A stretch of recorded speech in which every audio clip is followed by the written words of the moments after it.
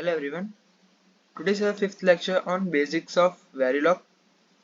हमने last lecture में देखा था बेसिक्स ऑफ Verilog के ऑपरेटर्स, जिसमें हमने सारे अलग अलग ऑपरेटर्स की बात की थी. आज का हमारा नया टॉपिक है modulus. Okay, in basics of Verilog. So module declaration होता क्या है कि a module is a principal design entity in Verilog. The first line of a module declaration specify the name and port list means arguments. मतलब हमारा जो भी हम code लिख रहे हैं उसका हम कह सकते हैं कि एक तरीके से हम फाइल का नेम दे रहे हैं, जिसमें हमें पहली लाइन में हम वो मॉड्यूल का नाम लिखेंगे. एग्जाम्पल के लिए लेते हैं हम कि हम मान लो मक्स ट्रूकॉस 1 का कोड हम लिख रहे हैं. सो मॉड्यूल मक्स अंडरस्कोर 2x1. ओके, सो ये हम कह सकते हैं कि ये हमारा module name means file name है. लेकिन हम अगर इस फाइल नेम में अगर 2x1 आग अंडरस्कोर मक्स लिखें तो वो हमारा एरर दिखाएगा कि वो एक सिंटेक्स होता है. सिंटेक्स होता है कि मॉड्यूल का नेम में हमेशा हम स्टार्टिंग में या तो अल्फाबेट्स या तो अंडरस्कोर से स्टार्ट कर सकते हैं, ना कि नंबर से. ओके, सो वो मॉड्यूल डिक्लेरेशन में क्या क्या आ जाएगा, जो भी हमारा मॉड्यूल का नेम है वो, और पोर्ट लिस्ट मतलब उसमें कौन कौन से इनपुट्स और आउटपुट्स हैं वो भी शायद हम लिखना चाहते हो तो लिख सकते हैं. जैसे कि सिंटेक्स में इधर लिखा है कि मॉड्यूल नेम, देन क्या लिखा है इनपुट, फिर स्क्वायर ब्रैकेट में msb डॉट lsb. मीन्स हम इनपुट पोर्ट डिफाइन करेंगे इधर, जो भी हमारी बिट्स होगी उसकी msb टू lsb अलग अलग. Then output and then in out. मतलब किसी किसी कोड में ऐसा भी होता है कि हम इन आउट पोर्ट भी यूज करता है इनपुट और आउटपुट पोर्ट के अलावा. सो वहां पर एक तो इनपुट पोर्ट लिखेंगे हम, फिर आउटपुट, और देन इन आउट पोर्ट. उसकी जो भी हमारी बिट्स होगी उसी हिसाब से हम msb टू lsb करके स्क्वायर ब्रैकेट में लिख देंगे. लेकिन ये कब, हमारा मॉड्यूल डिक्लेरेशन होने के बाद. ओके, एंड देन हम बाकी के जो हमारा मेन बॉडी होता है कोड का वो लिखेंगे स्टेटमेंट्स, एंड देन एंड में एंड मॉड्यूल. ठीक है, अब आते हैं हम कंटिन्यूस असाइनमेंट पे. ये एक असाइनमेंट है, जैसे कि हम मैथमेटिकली या कुछ भी कैसे भी लिखते हैं कि y इक्वल्स टू 5.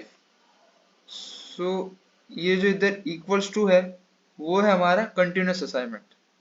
मतलब जो हमारे y की वैल्यू है वो क्या 5 असाइन हुई है इधर. तो उस हिसाब से हमने हमने वेरिलॉग में क्या लिख पढ़ा है कि the continuous assignment is used to assign a value onto a wire in a module. मतलब हमारे पास जो यहाँ ये y है जो हम वेरिलॉग में यूज करेंगे वो क्या बनेगा वायर. ठीक है, it is the normal assignment outside of always और इनिशियल ब्लॉक्स. ऑलवेज और इनिशियल ब्लॉक्स के बारे में हम आगे बात करेंगे, लेकिन ये जो हम कोड के जो मेन बॉडी होता है वहां पर हम ऑलवेज और इनिशियल ब्लॉक्स यूज करते हैं ना, उसके आउटसाइड मतलब उसके बाहर हम एक कंटिन्यूस असाइनमेंट यूज करेंगे जहां हमें लॉजिक की जरूरत पड़ेगी कि इस वायर की या इस जैसे कि हम लेते हैं कि हमारे पास 2x1 मक्स है, वहां पे हम इनपुट में दो इनपुट्स लेते हैं आई नॉट एंड आई वन.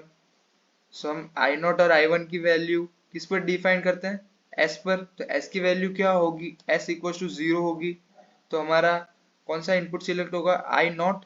तो एस इक्वल टू 0 मीन्स क्या, एस की जो सिलेक्ट लाइन है वो हमारी बाइनरी 0 असाइन हुई है. कंटिन्यूस असाइनमेंट इसीलिए यहाँ पर हमने इक्वल टू लिखा है. हम आगे जाके वेरिलॉग के बेसिक स्टाइल्स सीखेंगे, वहां पर हम देखेंगे कि असाइनमेंट्स के भी टाइप्स आते हैं, कंटिन्यूस एंड दूसरे का प्रोसीजरल असाइनमेंट आता है. सो हम उसके बारे में आगे पढ़ेंगे, लेकिन हमारे पास यहाँ बेसिकली जो हम बेसिक्स में यूज करते हैं वो क्या होता है कंटिन्यूस असाइनमेंट, जो कि हम लिखेंगे y इक्वल्स टू 5 या s equals to 0, s not equals to 0 and s1 equals to 0 उस हिसाब से. ठीक है, हमारे पास हमने क्या लिखा है इधर कि continuous assignment statement are concurrent and are continuously executed during simultaneously.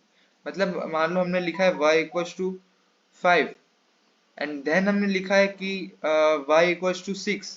तो पहले जो y इक्वल्स टू 5 वाली वैल्यू एग्जीक्यूट होगी, देन हमारे पास y इक्वल्स टू 6 की वैल्यू एग्जीक्यूट होगी. लेकिन हम जब आगे पढ़ेंगे कि प्रोसीजरल असाइनमेंट भी आता है, वहां ये चीजें साइमल्टेनियसली वर्क करती है. मतलब एक ही साथ में सारी चीजें एग्जीक्यूट हो जाती है, लेकिन यहाँ पर पहली लाइन एग्जीक्यूट होने के बाद ही दूसरी लाइन एग्जीक्यूट होगी, इक्वल्स टू के बाद बारे में बात कर रहे हैं। सो उसका सिंटेक्स क्या होगा कि वायर इक्वल्स टू वैल्यू, मतलब जो भी हमारा वायर होगा, नाम हमने जो भी दिया होगा, इसके इक्वल्स टू हम डायरेक्ट उसकी वैल्यू लिख देंगे, 0 या 1 जो भी है। ठीक है, अब हम आते हैं मॉड्यूल इंस्टेंशिएशन पर। So module instance declaration are templates from which one creates actual objects। मतलब जो हमने पूरा कोड लिखा है वो मान लेते हैं कि हम एक एग्जांपल के लिए हमारी वो पूरी बुक है, एंड देन ये मॉड्यूल इंस्टॉलेशन क्या होता है, वो बुक का टाइटल, इसलिए हम वो पूरे फाइल का नाम देते हैं कि ये हमारा कोड है किस चीज का। Okay, so module are instantiated inside other modules and each instantiation create a unique object from the templates। मतलब एक टेम्पलेट मतलब जो पूरा कोड होता है हमको उसको टेम्पलेट की तरह मान सकते हैं, और जो हमारा मॉड्यूल है और वो उसका टाइटल बन जाएगा। लेकिन जो मॉड्यूल्स होते हैं उसके अंदर भी अलग अलग मॉड्यूल्स हम लिख सकते हैं नाम बना के। ठीक है, और उसका अलग से सबका सेपरेटली इंस्टेंशिएशन जाएगा। Okay, the exception is the top level module which is own instantiation। मतलब वो मेन हमारा इंस्टेंशिएशन होगा पूरे कोड का।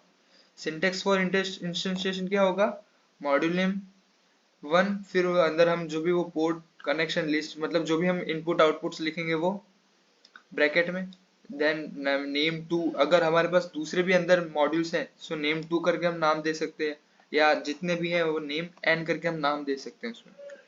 ठीक, मतलब जितने नम हमारे पास मॉड्यूल्स इंस्टॉलेशन करने हो वो हम मेन मॉड्यूल के अंदर कर सकते हैं अलग अलग टाइप से, अलग अलग नाम देके। लेकिन हमारे पास ब्रैकेट में पोर्ट कनेक्शन और लिस्ट, तो जो हमारे पास मेन होगा वही आएगा, हमारे पास जो इनपुट्स और आउटपुट्स जो होंगे वही हम सारे सब में लिखेंगे। ठीक है, सो ये था हमारा मॉड्यूल्स इन इस हमारे वेरिलॉग की प्लेलिस्ट में module topic. So thank you so much.